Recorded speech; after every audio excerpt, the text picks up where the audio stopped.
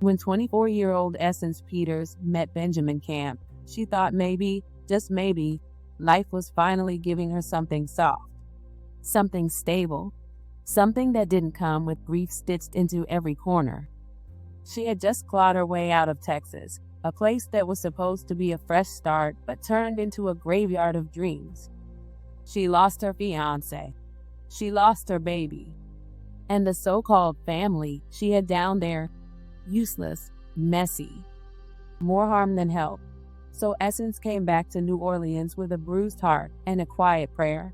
Let me start over. Then came Benjamin, another 24-year-old, another new beginning, or so she hoped. But instead of healing, she got handed a rehab romance. Benjamin had just woken up from a coma after overdosing on fentanyl. He wasn't just autistic, he was also a mumble rapper. Stand up in that pussy, girl, know I'm a dog. I'ma flood out and pass her to my brother. Yeah, she a freak, yeah, head up in the gutter. That pussy getting wet for me and I know other. I'm a bad bitch, get her, I can put that whore in order. Hope be getting out of line, man, she just like a disorder. Fuck around, I pimp out, like that bitch, I'm a sorter. I'm the plug, hit me up, I make sure you get your order. And when Essence brought him home, her mama's face said it all. Girl, are you serious? Another man she'd have to build from scratch. Another man who needed a nurse, a mother, and a miracle before he could even pretend to be a partner. But Essence had a habit of loving men who came broken. She didn't run from damage. She nurtured it. She believed love could fix the unfixable. And once she chose you, that was it.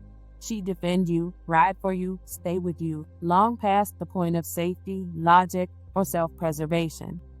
But this time, she wouldn't get to outgrow the mistake. She wouldn't get the closure, the escape, the second chance, because Ben wasn't just another bad mistake. He was her last. Welcome to the American Crime Femicide channel. Please like, share, subscribe, and hit the notification bell for future uploads.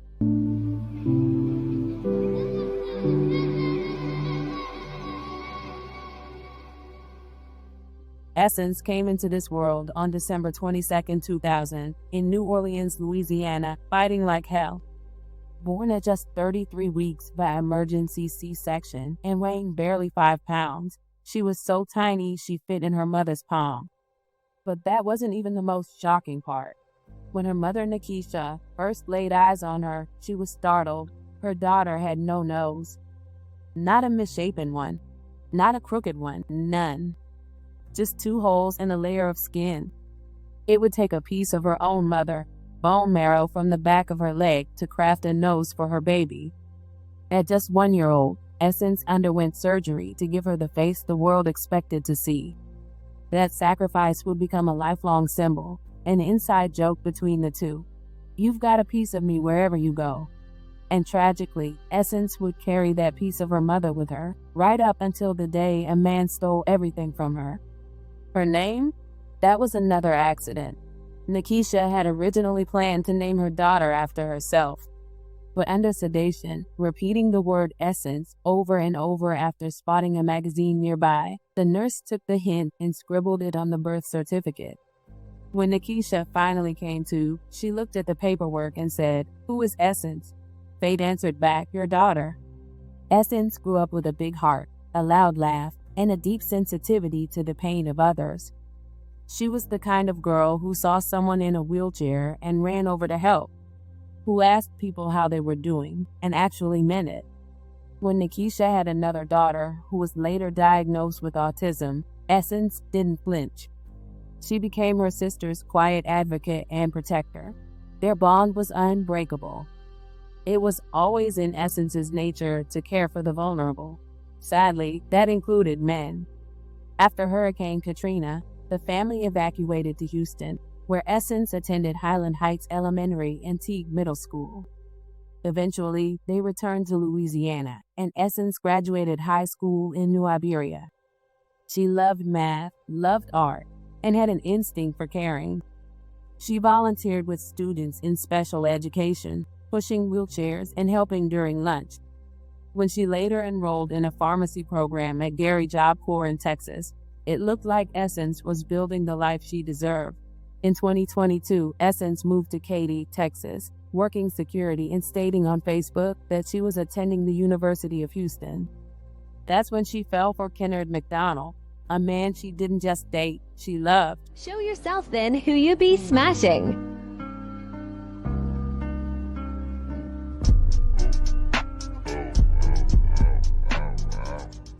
And for a moment, it seemed mutual.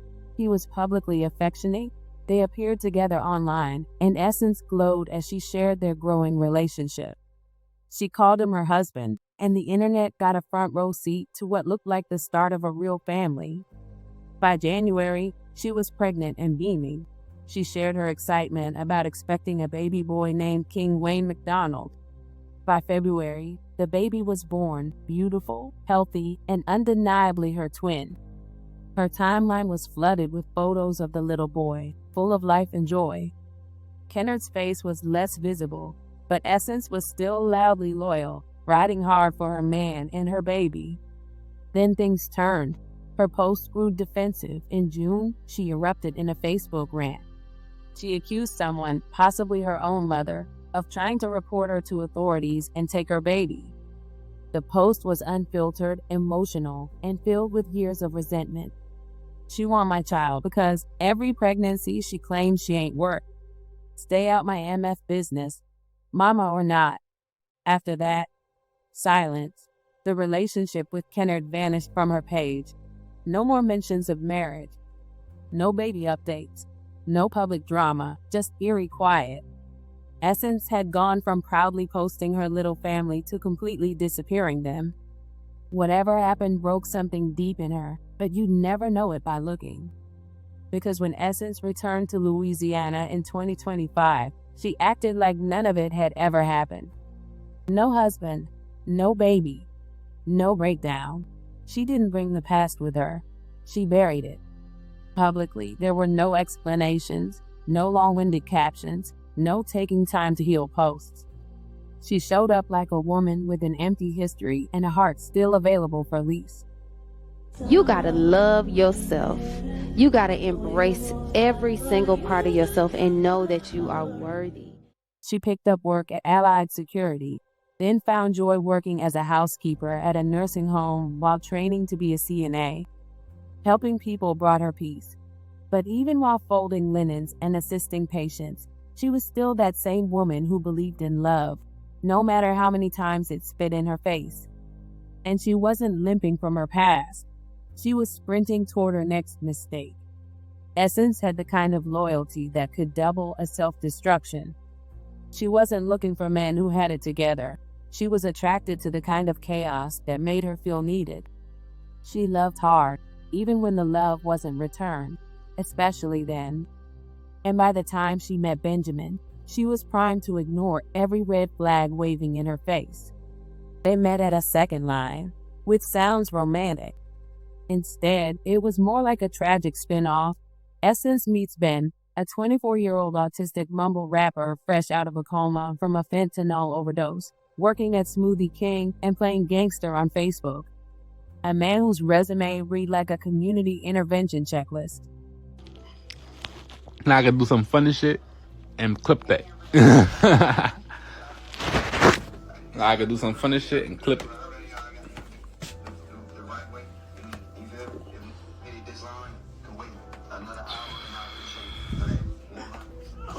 Now when I tell niggas clip this shit, bitch. I tell niggas clip this shit, clip the fucking shit, bitch. And just like that, Essence was in love again. She renamed herself Mrs. Camp. Like this was a fairy tale and not a case study. Benjamin reciprocated, at least online. He liked her posts, called her a wifey, talked about marriage in 2027. It was giving delusion duet. But Essence was all in. Love makes you bold. Or blind. Often both. This wasn't a man. This was a project. A broken PlayStation with no controller and rage issues. Benjamin's videos were riddled with guns, threats, and incoherent lyrics. He wasn't misunderstood, he was undermedicated. And while Essence had a history of loving difficult people, this time the difficulty came with firepower. But she stayed, treated him like a husband, a therapist, a charity case. She cleaned his place and cooked for him. It tastes good, try it. It tastes good. You missing out. Essence didn't just want love. She wanted to win at it. She wanted to prove everyone wrong. She wanted to turn this unwashed SoundCloud survivor into a storybook ending. They argued. She left, then came back. Because when you're loyal to chaos, every breakup feels like a pause, not a boundary. Her mother didn't see bruises, but she saw the patterns. Essence said it was nothing. But nothing was growing teeth. Essence tried to play house with Benjamin. She grocery shopped for him, helped him manage his schedule, convinced herself that maybe she, with all her patience and compassion, could love the broken parts right out of him. But Camp was not a puzzle to be solved. He was a fuse waiting to blow. And it did. On June 27th, she FaceTimed her mother. They made plans, braid her hair, cooked, decompressed, a normal weekend, a soft moment. But Essence never showed up, never answered her phone. Her location, still at Ben's house. June 28th, a call from Benjamin's father. You need to come here. Nakeshia brought her 12-year-old daughter, expecting drama. Instead, she walked into a horror movie. Benjamin had shot Essence 8 times with an AK-47, buried her in his backyard like garbage, mopped up her blood, burned her clothes. And when police asked him why, he blamed a blackout. As if blackouts come with cleanup kits and murder prep. He was arrested, charged with second-degree murder and obstruction of justice. His bond was set at $1.25 million. And I FaceTimed her around 10:30 in the morning. And she answered and we talked. And I told her I was going to come get her to braid her hair. A grieving mother recounting the last time she spoke with her daughter as they discussed meeting up. I was off this weekend. We was excited about it. Nothing could prepare her for what would happen next. When Thursday came, I called her and she wasn't answering. And so later on Thursday, she texted me on Facebook. This Thursday, her in my picture, that was him. But it wasn't really her daughter. She says it was her daughter's boyfriend, 24-year-old Benjamin Camp. Police say he had shot Essence multiple times following an argument days before. I'm hurting for my baby. He didn't have to do this. I could have came and picked her up. I live like 10 minutes away. NOPD officers say Saturday Camp confessed to killing Essence, then burying her body in the backyard of this Marigny home. I didn't know till I was on the scene for about 2 hours that she was buried in the backyard. So I had to see it. Ruiz says while her daughter never told her Camp was violent, a few weeks ago there was an argument. Essence moved out of the home for a couple of days but went back. Now she just wants to warn others about not ignoring red flags. When you see that first sign, just go. Just get out. The first chance you have, talk to your family and let your family know what's going on. Don't hide nothing. Travis and Gina, another look at the home where it happened again. Now, the mom does say that she did express concern about Camp to her daughter. Something didn't appear right about him. Camp reportedly told authorities Essence said something that he did not like, which led him to shoot and kill her. He has been charged with second-degree murder as well as obstruction of justice. Initially, Nakeshia wanted a closed casket. That was the plan. Keep it sealed. Shield her daughter from the stairs, protect her memory. But then she remembered the culture we're all drowning in, the TikToks of toxic couples, the Instagram reels of boyfriends pointing guns at the camera while their girlfriends laugh in the background, the comments filled with goals and flame emojis. She thought about how we've turned dysfunction into a love language and trauma into clout. And she changed her mind. No, they needed to see the consequences. See what happens when you treat red flags like decorations. So she plans to leave the casket open. I'ma open it up because some of y'all need to see what happens when you want to save a ninja that's not deserving of you, she wrote online, raw and unapologetic. All that toxic stuff y'all think is cute. You need to see this. This wasn't shade. This was gospel.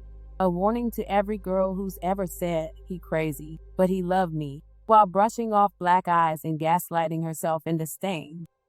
A call out to every woman who reposts lyrics about holding a man down while he actively tears her apart. Nakeshia was tired of seeing women die while the world hashtags heartbreak like it's a badge of honor. Essence didn't die because she was stupid. She died because she was hopeful, because she was patient, because she believed love was supposed to hurt a little, because she thought being loyal to chaos made her strong, because she thought choosing someone broken meant she was a healer, but she wasn't his nurse. She wasn't his therapist. She was a beautiful, breathing human being who deserved protection, not paperwork, not pity, not pain. Her first love ghosted her. Her last one buried her. And in between, all she wanted was to be chosen, not tolerated, not manipulated, chosen. Let this be the final word on romanticizing struggle love. Let Essence's story echo in every woman still waiting for a man to change. Because red flags don't wait for decoration. They wait for survival. They're not puzzles. They're warnings. And ignoring them doesn't make you ride or die. It makes you next. Rest in peace, Essence Peters. You were more than your mistakes. You were more than his bullets. You were more than your silence. You were light. You were love. You were here. And you should still be.